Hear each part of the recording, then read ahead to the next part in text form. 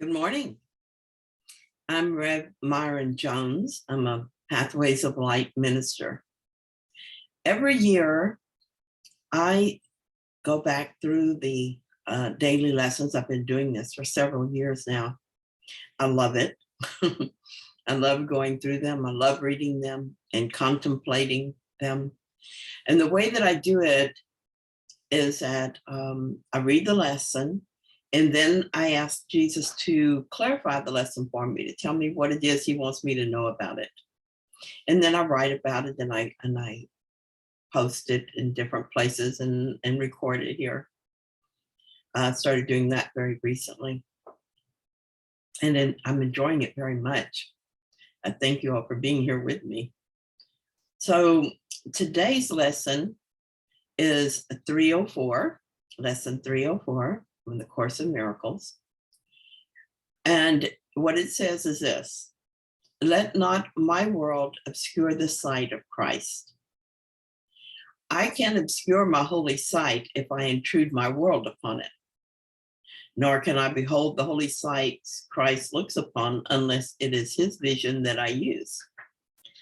Perception is a mirror, not a fact. And what I look on is my state of mind, reflected outward. I would bless the world by looking on it through the eyes of Christ, and I will look upon the certain signs that my sins have been forgiven me. You lead me from the darkness to the light, from sin to holiness. Let me forgive and thus receive salvation for the world. It is your gift, my Father, given me to offer to your Holy Son, that he may find again the memory of you and of your Son as you created him. With every thought, I decide where I want to place my awareness. Will I be aware of the illusory world of time, or will I be aware of the real world? It's up to me which I choose, but I cannot be aware of both of them at the same time. Here's what it feels like to me. When my thoughts are focused on the truth, for instance, as when I'm doing the lesson for the day like I am now, I'm at peace. When I'm discussing a course I'm taking with a mind healing partner, I'm happy. Actually, unless I'm thinking about something worrisome, I'm happy and peaceful. I see that it's not really what I'm doing that makes a difference. Instead, it's what I'm thinking.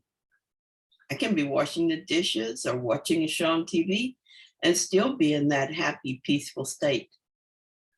On the other hand, if I fret about someone's suffering, this focuses me on the world of time. In that case, I lose my peace regardless of the activity, and I instantly lose my peace. What I have discovered is that this shift on focus doesn't just happen.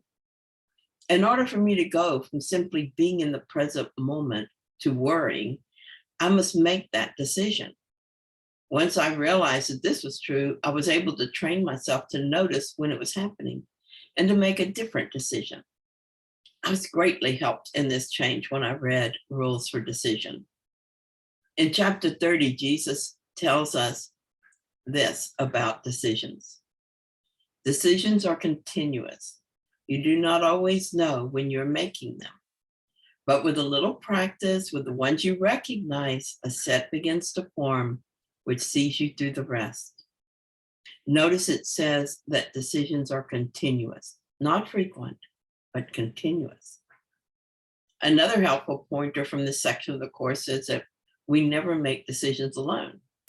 It says this: you will not make decisions by yourself, whatever you decide, for they're made with idols or with God. And you ask for help of Antichrist or Christ, and which you choose will join with you and tell you what to do. So what I have done is to first become attentive to my feelings so that I know where I'm placing my awareness. Am I happy and peaceful? Or am I experiencing some other less joyful feeling? If I'm not happy, it must be that I've turned to the ego for help in deciding what I want to believe. Maybe it is that I focus my attention on a possible unpleasant future outcome. I know that I didn't make this decision in union with the Holy Spirit. Thus, I know that I must have made the decision with the ego as my guide, as it must be one or the other. Fortunately, I can easily change my mind and choose the Holy Spirit as my advisor. With consistent practice, making decisions with the Holy Spirit rather than the ego, I have achieved a new level of peace. What's more, this peace is far more consistent a state for me now. This is how I have learned to not obscure the holy sight, by letting the sight of my world intrude upon it. And when I make that mistake, I've learned to forgive this error and to do so quickly. In this way, I allow the Holy Spirit to lead me from darkness to the light, from sin to holiness. Thanks so much for being with me today. And let's talk again tomorrow.